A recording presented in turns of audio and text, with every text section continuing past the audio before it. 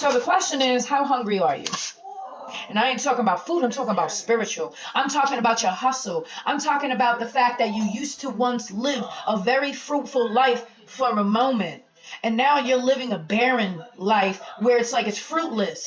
Everything's getting taken and all of this stuff. And it's like, you're over here questioning the Father, but you should be questioning yourself.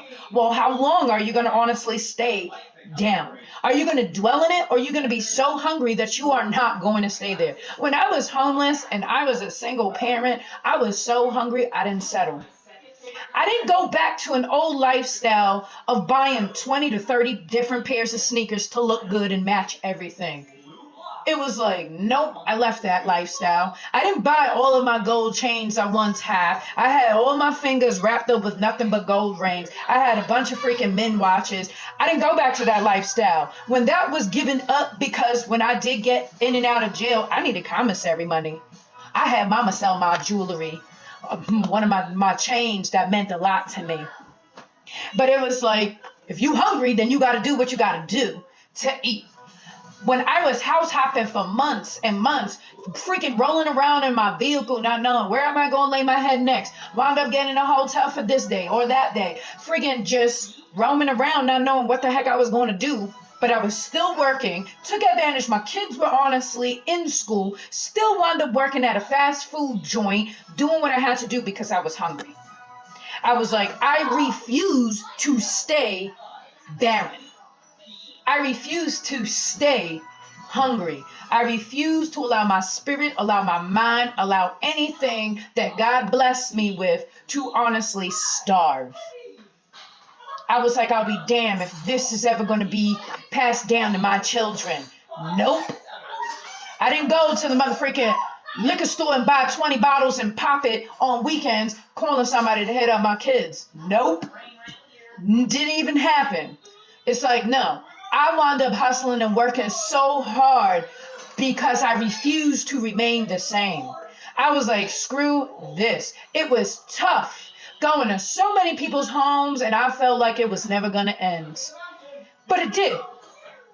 And you have to ask yourself, how hungry are you? Are you picky at the jobs that you have as a selection? I chose a dishwashing job before I chose a freaking office job because I like to work on my feet and do what I got to do. I like to be on the move, not sit around. You know what I mean? I was so desperate and hungry, I didn't remain comfortable. That is the difference in my situation. And when me and my husband were struggling for a long time, we did not allow our life situation to remain comfortable. Whereas, like, you know what? We can live off of $5 a week. Everything will be okay. Let's go splurge. Nah, man. We live so tight that it's like, we live to a level where it's like, it's hard for me to spend money now. My husband got to sit here and be like, baby, it's okay. That's how hard my life has been, of suffering and pain and freaking struggling. But I didn't remain the same. I was hungry. I was like, what? Me stay up in this hotel and try to figure out? No, I'll be darned if this is going to be my life and my kids are going to grow up like that. Nope. Me not knowing what the heck I was going to do, how I'm going to afford an apartment and all of that, I took advantage. I took advantage that the Father had all these opportunities of different fast food joints, dishwashing jobs, delivery driver, Walmart, whatever the heck it was. I took it because those are open doors and opportunities. And remaining humble, I was never too good for that. Those are the first jobs I'm always wound up having. I don't care about no high and mighty crap. Everybody who got some high and mighty job getting paid. You ever notice everybody who chases money is broker than ever? They're broke. Why?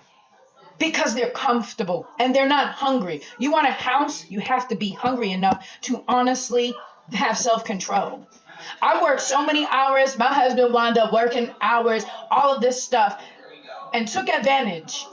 When homelessness hit or whatever back in the day, it's like we took advantage of working so much that I'll be darned if I honestly touched my money. I did not touch no money unless we needed it. And it's like most of the time, nope. Every single chunk of my paycheck went into a savings. Well, my savings wasn't a bank account. My savings was a big box, shoe box, where it was like everything was being thrown in it. Nope. I remember getting my first car by myself. I remember getting my first apartment by myself. And that was working at a fast food joint. How you working at a motherfucking good paying job and you're broker than broken, probably homeless and all of this stuff? You know what I mean? It's like, I never understood that with some people. Stop chasing them high paying jobs. You probably getting a nope, nope, nope, nope. And you're like, why? Because God is probably telling you to get the dishwashing, get the freaking Walmart, get other stuff and all this stuff. But stop being so comfortable. There's so many people that I don't even understand how they're still in the same life, barren. It's like, how you over here serving the Father longer than me that I can honestly imagine? And you ain't honestly living a fruitful life. Like, I don't understand. When you serve God, I'm going to let you know, your life changes. Like, even in a day, even in a month, something winds up changing for the good. Something. You look different. You speak different. Something changed.